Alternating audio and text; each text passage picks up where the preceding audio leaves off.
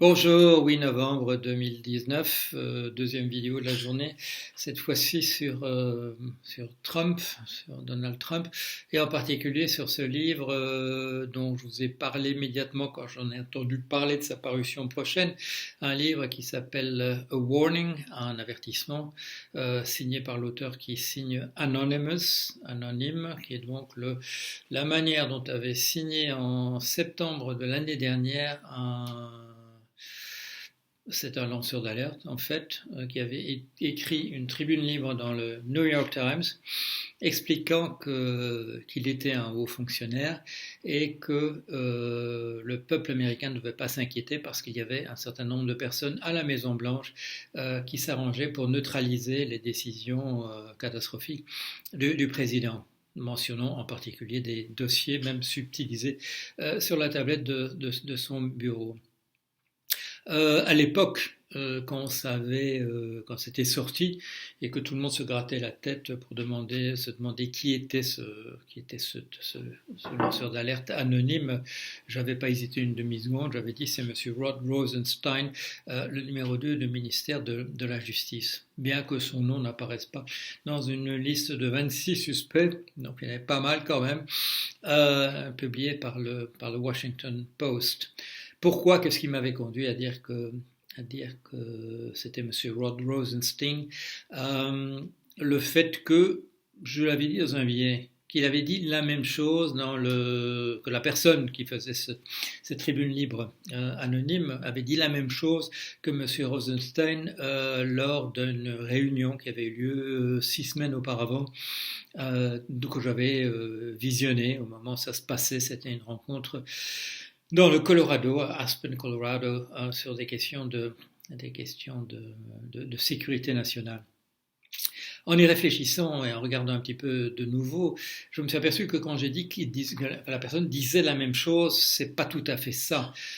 C'est plutôt c'est pas uniquement à propos de mots. J'en ai parlé récemment quand j'ai dit que Monsieur Bill Taylor était sûrement impliqué dans la dénonciation du lanceur d'alerte récemment sur les manœuvres de Monsieur Trump, sa politique parallèle à propos de l'Ukraine, où il avait créé une équipe à la tête de laquelle se trouve Monsieur Giuliani pour essentiellement faire chanter le gouvernement ukrainien, lui faire produire des témoignages fabriqués ou véritablement découverts, impliquant non seulement Monsieur Biden, candidat à la présidence américaine dans les prochaines élections de 2020 et ancien vice-président de Monsieur Obama, et son fils Hunter Biden qui fait des affaires en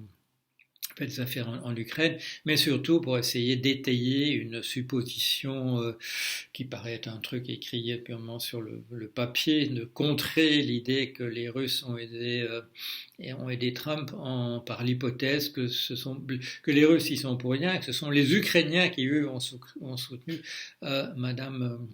Madame Clinton, jusqu'à pousser les Ukrainiens à fabriquer des pièces incriminantes. Dans ce cas-là, j'avais attiré l'attention sur le fait que le Monsieur Taylor et le lanceur d'alerte avait cette particularité d'écrire de manière tout à fait spéciale le nom du président ukrainien avec un double Y, qui est quelque chose que ne font qu'un petit nombre de gens, en particulier des gens qui connaissent les prononciations et qui insistent sur le fait qu'il y a un son à redoubler. Mais peu de gens écrivent, même regardez, si vous faites Google, regardez sur Google combien de gens aux États-Unis écrivent Zelensky avec un double Y, il y en a très très peu, mais il y avait ces deux-là. Dans le cas de Rosenstein, c'était un peu plus spécifique. C'est pas tellement une question de mots utilisés exactement de la même manière. Si je devais être un peu plus spécifique, je dirais que c'est quelque chose qui a à voir avec le talent, sans doute des grands psychologues, mais aussi certainement des psychanalystes, c'est-à-dire de pouvoir être sensible comment appeler ça, un climat émotionnel, une humeur affective, qu'on peut retrouver, qui dénote une personnalité particulière et qui est liée évidemment à des mots, mais aussi à des tournures de phrases, à des manières de prendre le monde, auquel bien entendu, si on a un tout petit peu de talent en tant que psychologue ou psychanalyste, il faut évidemment être sensible. Monsieur Rosenstein, à mon avis, était le candidat, non pas parce qu'il avait dit exactement la même chose, mais parce que justement, à partir de cette notion d'humeur affective, c'était la même personne, si vous voyez ce que je veux dire, qui avait écrit cette tribune libre et la personne qui avait parlé à Aspen. Bon, il se peut qu'un jour on nous dise qui est cet Anonymous et que ce soit pas du tout monsieur Rosenstein. Je serais extrêmement surpris si on me donnait un autre nom ce jour-là. Madame Rachel Maddow, qui est une présentatrice sur MSNBC, a reçu, tout comme un certain nombre de journalistes au Washington Post, a reçu un exemplaire, ou en tout cas des extraits d'un exemplaire de ce livre qui va paraître le 15 novembre. Et là, elle nous en a lu, c'est une très longue émission, elle a lu un nombre, je ne sais pas, peut-être entre 5 et 10 pages de ce livre pour nous donner une idée de ce qui se trouve là-dedans. Ça ressemble un peu, ça se rapproche de ce qu'a fait monsieur Michael Wolff, qui c'était au début 2017, si je m'en souviens, en janvier 2017, si je m'en souviens, je corrigerai si c'est 2018, a fait un livre Inside the White House, Fear and je ne sais plus comment ça s'appelle, Fury and Fear, ou Fear and Fury.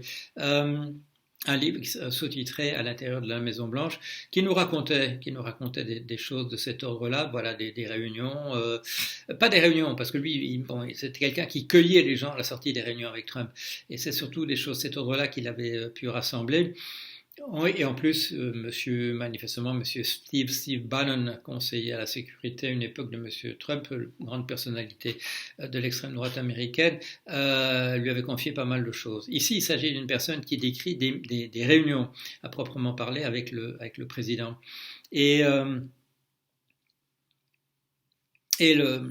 Si du livre de monsieur Michael Wolff se dégageait l'idée le sentiment d'une personne, je dirais, avec des problèmes peut-être de psychose, des problèmes de mentaux extrêmement sérieux, mais de l'ordre de la pathologie, ce qui se dégage des passages que madame Maddow a pu lire tout à l'heure, c'est essentiellement l'impression, non pas d'un fou, mais d'une personne aux moyens intellectuels extrêmement limités. Vous le savez, M.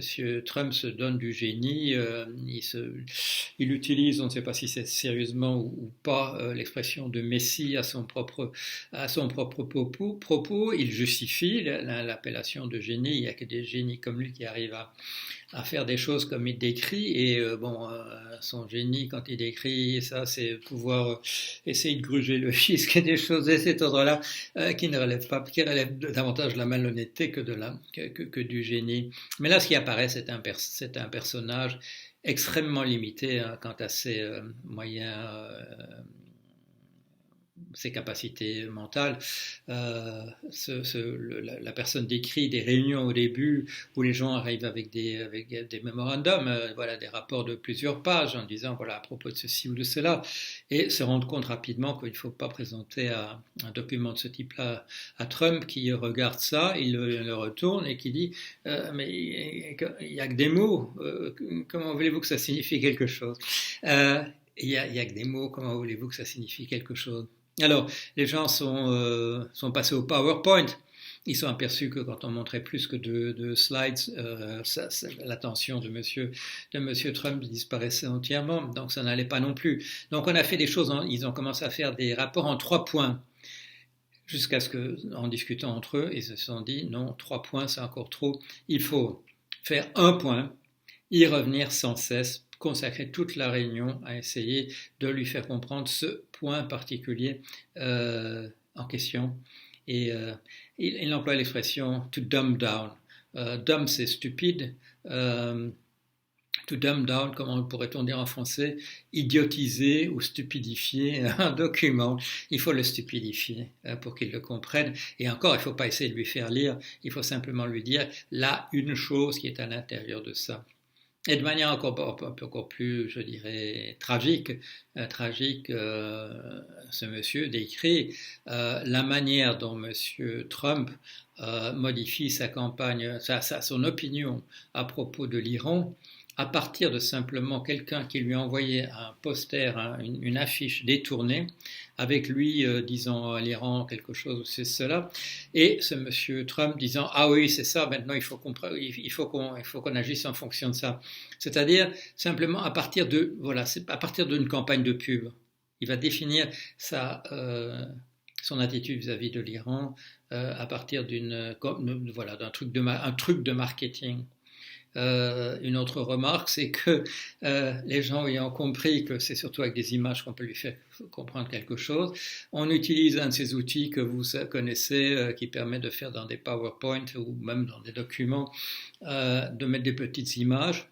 Et à propos, on essaie de lui convaincre de quelque chose sur la manière dont sont liées la politique du gouvernement et la politique commerciale, l'attitude à avoir vis-à-vis des entreprises, et on lui montre deux roues dentées qui sont en engrenage et qui tournent en synchronisation.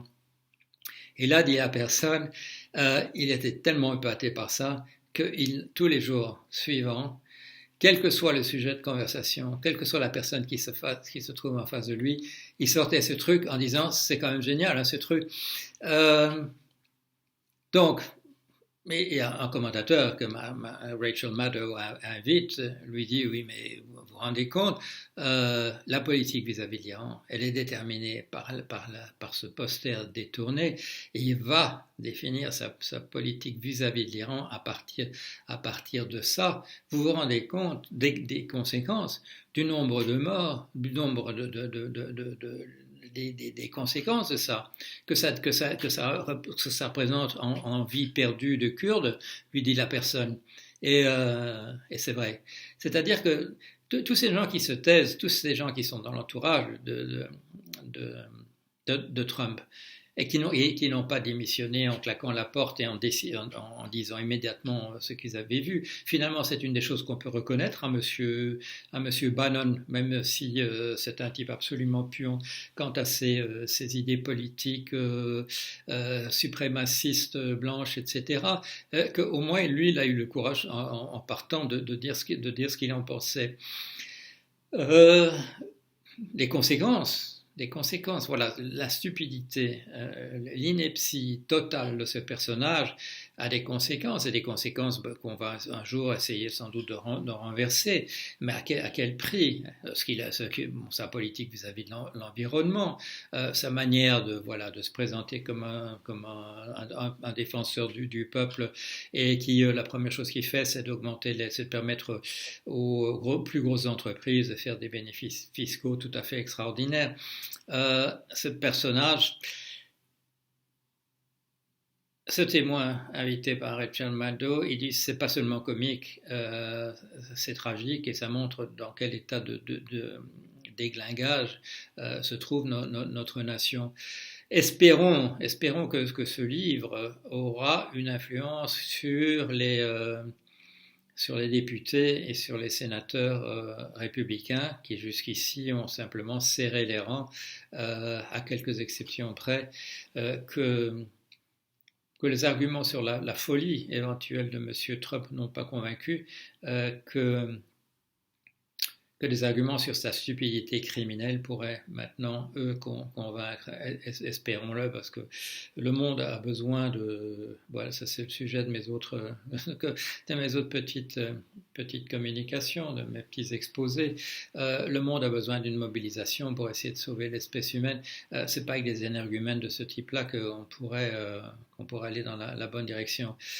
Mais, critique que j'ai fait dans une vidéo, c'était quoi, avant-hier, notre système politique permet à des gens qui sont absolument pas, qui n'ont aucune des qualités nécessaires pour diriger des nations maintenant, d'arriver au sommet.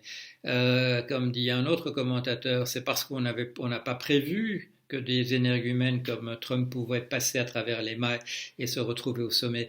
Mais c'est pas vrai uniquement pour devenir président. C'est aussi, ben, je l'ai vu dans la campagne pour les européennes, le peu que j'en ai vu, c'est que pour la plupart des postes où on peut faire des décisions, on prendre des décisions, on peut faire la différence.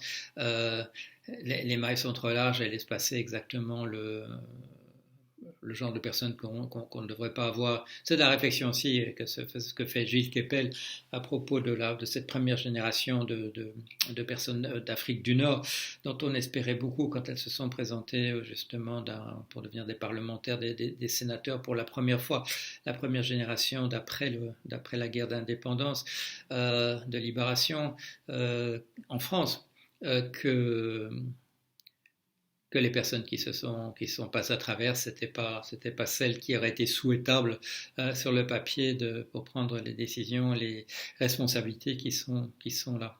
Voilà, allez, je vous laisse sur cette réflexion et bah, je vous reviens sans doute bientôt. Au revoir.